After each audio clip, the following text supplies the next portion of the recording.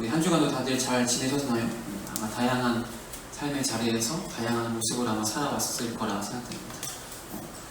또한 안타깝게도 주말을 달려오면서 많은 뉴스 속에서 교회가 그렇게 언급이 많이 되었고, 또 지금도 계속해서 교회가 뉴스의 가장 핫 뉴스로 언급되어 있는 상황 가운데 지금 앞에서 기도할 때 말한 것처럼 우리가 교회 다닌다는 이유만으로 세상의 모든 욕을 다 먹는 시대가 되었습니다.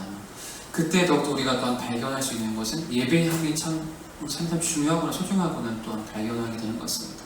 이 시간 우리가 많은 수가 함께 예배하지 않지만 이 시간 통하여서 더욱더 다시 한번 예배의 소중함을 발견하고 함께 그분의 음성하는 시간 되기를 축복하며 소망합니다. 오늘 우리는 신지가 견고한 사람이라는 말씀을 함께 우리가 나누고자 해요. 여러분, 신지가 견고한 것, 혹시 여러분 주변에 신지가 견고한 사람 있습니까? 혹시 여러분? 어떤 사람 우리를 보면서 이 사람 참 신지가 견고하다라고 이야기하나요? 준재, 어떤 자리에서 우리가 신지가 견고하다고 말합니까? 주변에 있어요? 주변에는 없는데. 네. 어떤 자리에 우리가 신지가 견고하다고 그래요? 아니, 우리 공동체 중에 혹시 신지가 견고한 사람 있을까? 없어요. 안타깝게도. 너무 아쉬워요. 우리 나영이 선수 우리 공동체나 주변에 신지가 견고한 사람 어떠한 자를 우리가 그렇게 말합니까?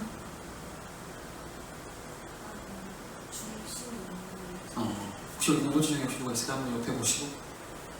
언니요? 멋있다. 그래도 우리 보통 우리가 심지가 견고하다 할 때는 이 심지 말 그대로 마음 신자의 뜻 진자를 사용해서 마음의 뜻을 지키는 사람.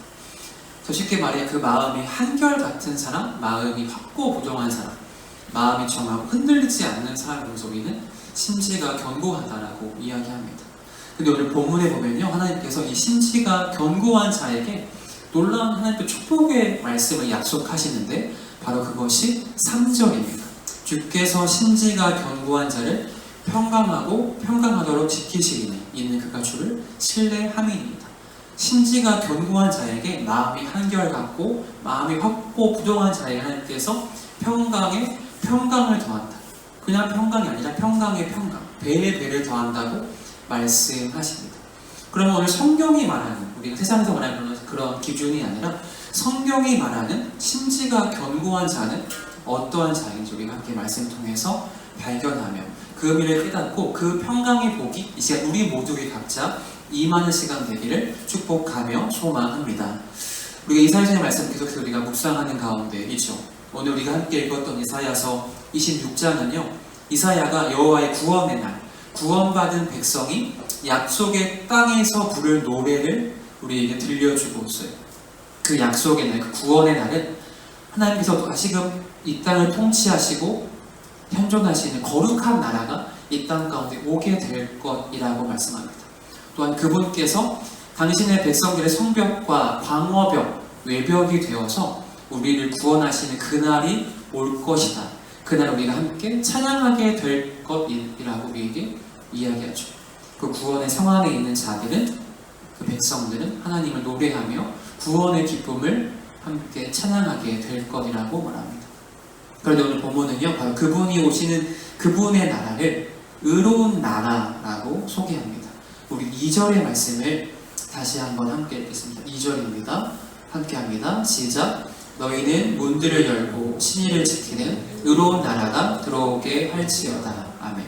여호와의 구원의 날에 의로운 나라가 임하고 우리는 그곳 가운데 들어가게 됨을 입어야 한다라고 말하죠. 그러나 우리가 여기서 그분의 그 의로운 나라는 아무나 누구나 갈 수 있는 곳은 아님을 우리는 발견해야 됩니다.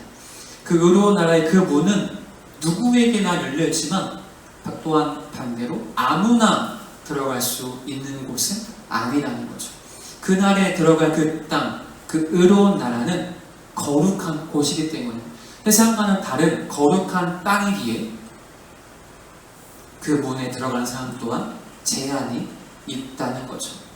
간혹 우리가 영화나 TV나 혹 여러분의 삶의 체험에서 보면은 나이트 혹시 가보셨나요? 그 나이트 가면은 그런 TV 보면 영화에 그런 거 있잖아요. 이렇게 앞에서 덩치 큰 애들이 막잖아. 안 됩니다. 왜 막는 거예요? 얘가 왜 이 사람은? 이 사람 들어가면 뭔가 자격이 없다고 생각한 거지. 뭐 패션에 자격이 없다든지 아니면 얼굴에 자격이 없다든지 입구에서 컷을 내린다는 거죠. 그런데 그분의 나라, 그 의로운 나라도 아무나 들어갈 수는 없다라는 거죠. 그러면 어떠한 자가 그분의 나라에 함께 들어가서 의로운 찬양을 함께 주님 앞에 드릴 수 있게 되는지. 그분의 나라는, 그분의 의로운 나라는 바로 의로운 자들만이 들어갈 수 있음을 우리는 발견해야 됩니다. 그러면 누가 의로운 사람일까요? 의로운 사람. 여러분, 누가 의로운 사람일까요? 현실 주변에 의로운 사람 있습니까? 발견한 적 있어요? 참 의롭다. 의롭다. 궁금하다. 저희 어머니? 어머니? 어떤 면에서요? 정말 궁금하네요. 저희. 어머니 어떤 모습 보면서 의롭다고 느꼈어요? 자기 자신에게 이제 온 그런 일을 떠밀지 않고 할 수 있으면 수용하시더라고요. 부당한 일을 당해도 그거에 대한 끙끙 앓거나 보복, 복식, 복수 이런 건 전혀 없고 그런 또 불만 넘기시는 어머니의 의로움. 그렇죠. 그 주변에 종종 의로운 자들을 발견하게 할 겁니다. 그런데 우리가 여기서 성경이 말한 의로운 사람은 세상의 기준과 좀 다르다는 우리는 발견해야 되죠. 우리의 세상의 의의 기준과 성경이 말하는 의의 기준은 다른 개념입니다. 우리는 종종 또한 뉴스를 통해서 의로운 사람에 대한 뉴스를 발견하게 듣기도 하죠. 보통 그들은 착한 일을 많이 하는 사람을 뉴스에서는 의로운 사람이라고 이야기합니다. 불우한 이웃에게 쌀이나 성금을 기부하는 걸 보면서 우리는 의로운 사람이라고 하고, 길거리에 갑자기 쓰러진 사람을 모르는 사람에게 가서 그 사람을 응급처치한 사람, 그것도 우리 의로운 사람이라고도 이야기하기도 합니다. 그렇게 나쁜 일을 저지르지 않고 심성이 고운 사람을 세상은 의로운 사람이라고 이야기하죠. 그런데 성경은 단지 그렇게 착한 사람, 심성이 고운 사람을 의로운 사람이라 말하지 않고 그런 자가 그분의 나라에 들어갈 수 있다고 말하지는 않습니다. 그러면 성경은 어떠한 자가 거룩한 나라를 경험할 수 있을까요? 성경이 말하는 의로운 자는요, 바로 겸손한 믿음을 가진 자입니다. 무엇을 가진 자? 겸손한 믿음을 가진 자.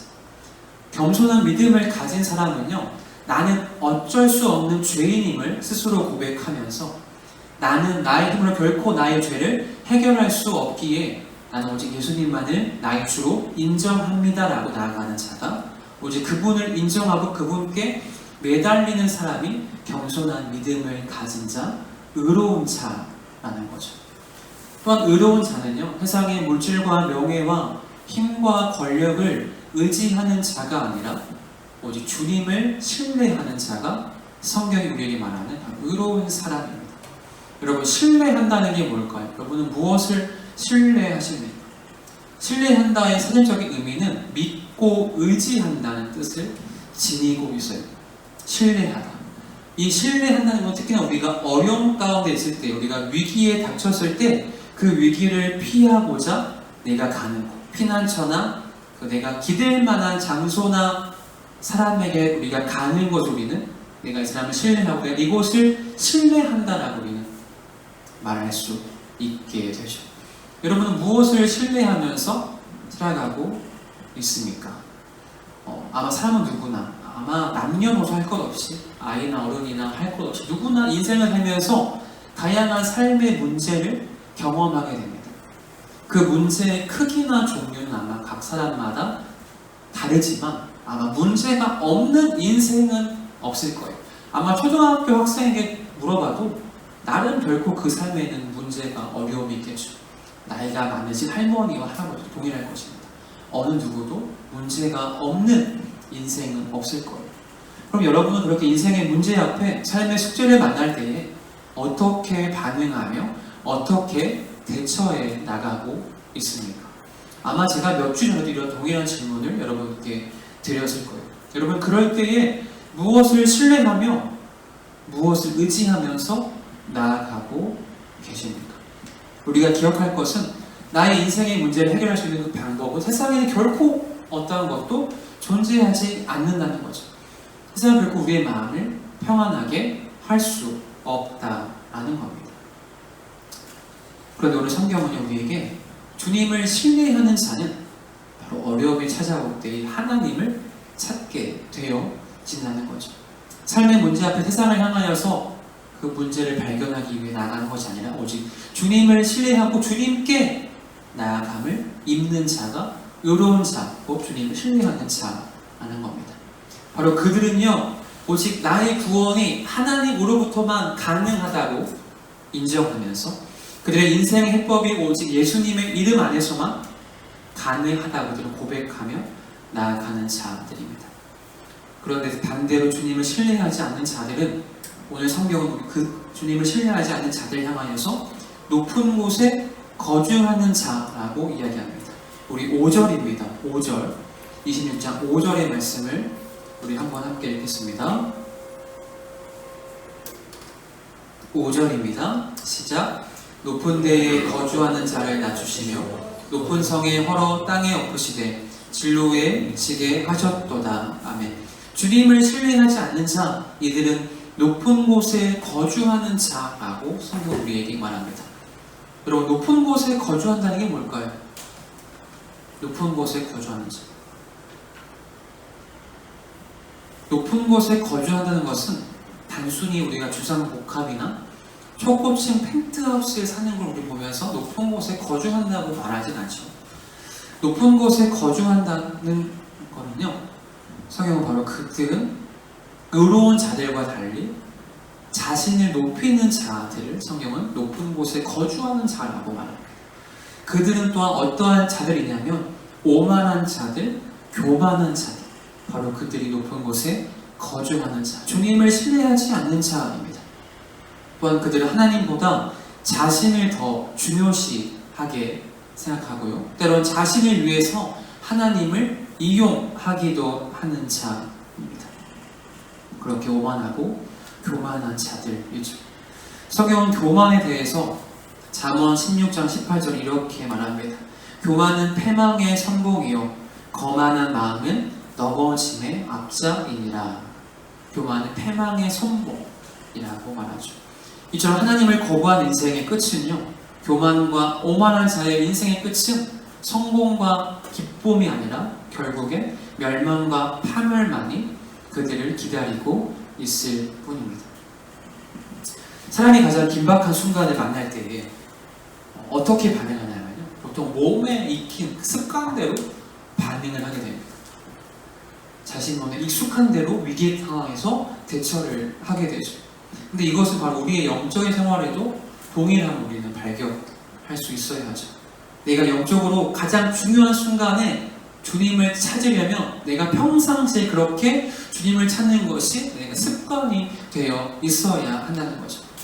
한동안은 내 마음대로 살다가, 평소에 내 마음 살다가 위기 상황 때 하나님을 긴급하게 찾는 것이 결코 쉬운 것이 아닐 겁니다. 평소의 나의 삶 속에 그분을 찾고 신뢰하는 것이 우리 습관이 되어 있어야 한다는 거죠.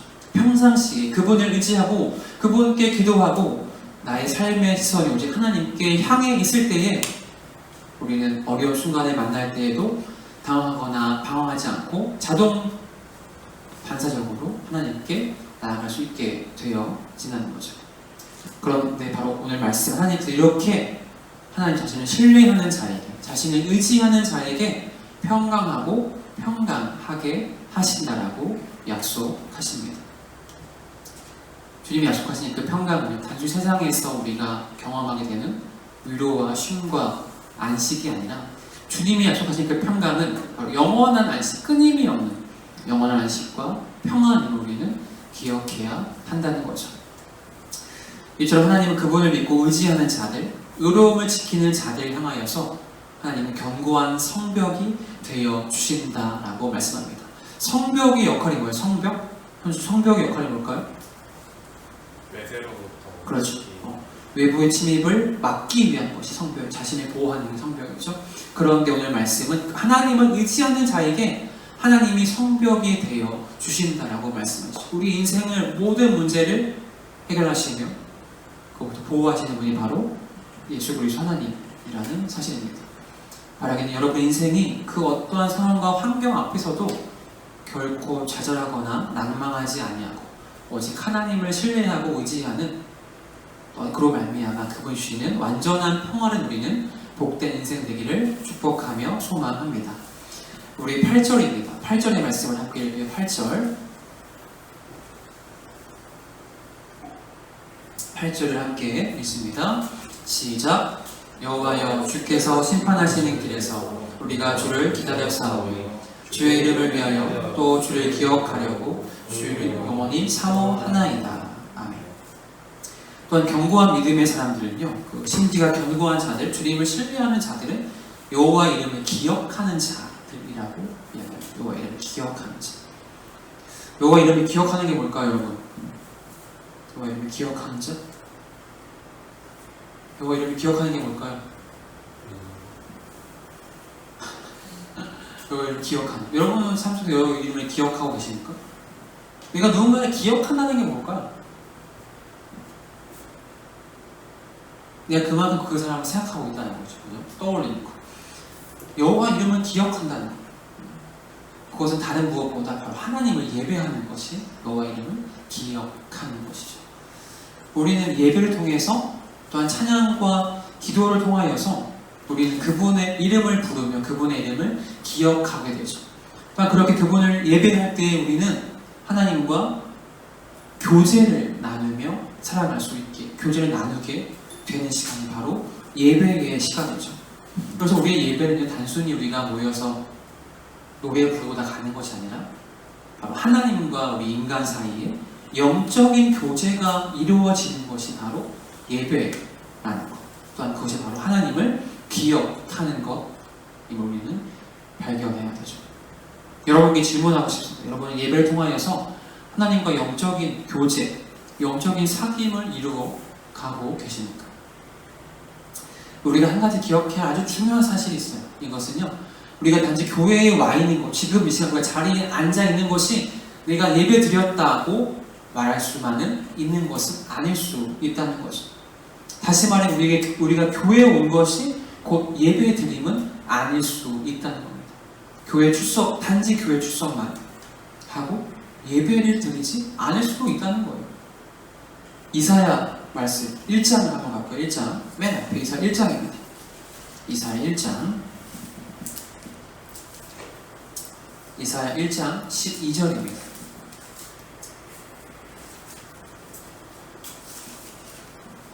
이사야 1장 12절. 자, 함께 읽습니다. 시작. 너희가 내 앞에 모이러 오니 이것을 누가 너희에게 요구하였느냐? 내 마당만 밟을 뿐이니라. 아멘. 하나님은요, 이스라엘 백성이 제사를 드리러 왔어요. 번제물과 진생의 기름을 가지고 하나님 그것을 드립니다. 그런데 하나님은 그들의 제사를 기쁘게 받으시지 않으세요. 왜 그들의 예배를 하나님께서 기쁘게 받지 않았을까요?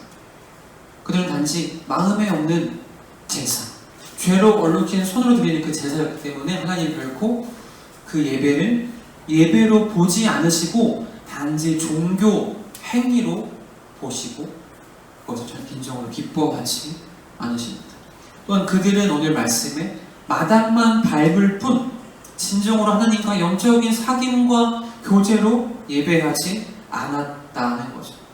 하나님 그렇게 이스라엘 이러한 모습을 보시고 하나님 말씀하시기를 너희 모습이 참으로 가증하다, 역겹다라고 말씀하십니다.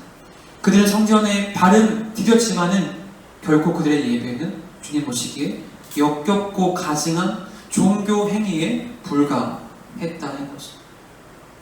여러분의 모습은 어떠하십니까? 나의 모습은 어떠할까요? 여러분은 오직 하나님의 이름을 신뢰하면서 여호와 이름을 기억하면서 그분을 찬양하며 높이고 있습니까? 아니면 단지 몸은 이곳에 와 있지만 우리 마음과 생각과 나의 뜻은 세상의 것들을 향하여서 있지는 않은지, 몸은 이곳에 있지만 내 마음은 이미 세상과 집을 향해 가 있지는 않은지. 하나님은 우리의 화려한 예물과 우리의 거창한 성전을 기뻐하시지 않으세요.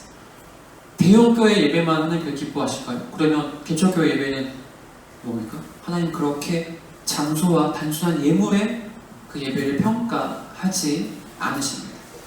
우리 하나님은요, 비록 인간의 눈으로 보기에 비록 조금은 협소해 보이고 미약해 보인다 할지라도 마음과 뜻과 힘을 다해 드리는 예배, 전심으로 드리는 예배를 주님은 기뻐하신다는 사실이죠. 저는 그 날마다 기도하는 게 단지 우리 청년보이 예배가 단지 습관적으로 드리는 예배, 그저 형식적으로 드리는 예배, 화석화되어버려 굳어진 예배가 아니라 우리가 마음과 뜻과 힘을 다해서 비록 어쩌면 짧은 시간일 수 있지만 그 시간 가운데 예배할 때에 주의 음성을 듣는 시간 되기를 축복하며 소망합니다.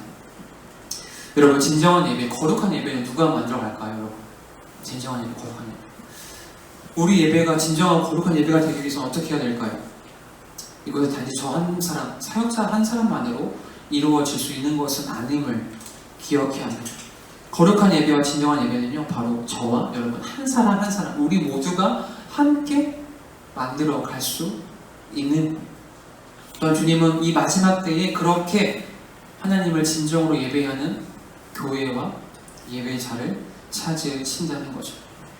바라긴 이 시간 우리의 예배가, 또한 우리의 매 삶 가운데 우리의 예배가 단지 습관적인 예배가 아니라 형식적인 예배가 아니라 주님을 참되게 예배하는, 그로 인하여서 주님이 기뻐하시는 참된 예배자가 우리의 삶이 되기를 축복하며 소망합니다. 그렇게 오늘 이사야는요, 말씀을 통해서 나는 이제 오직 하나님만을 신뢰하고 나아가겠다고 결단하고 선포하는데요, 바로 이 결단과 다짐이 우리의 결단이 되기를 소망합니다.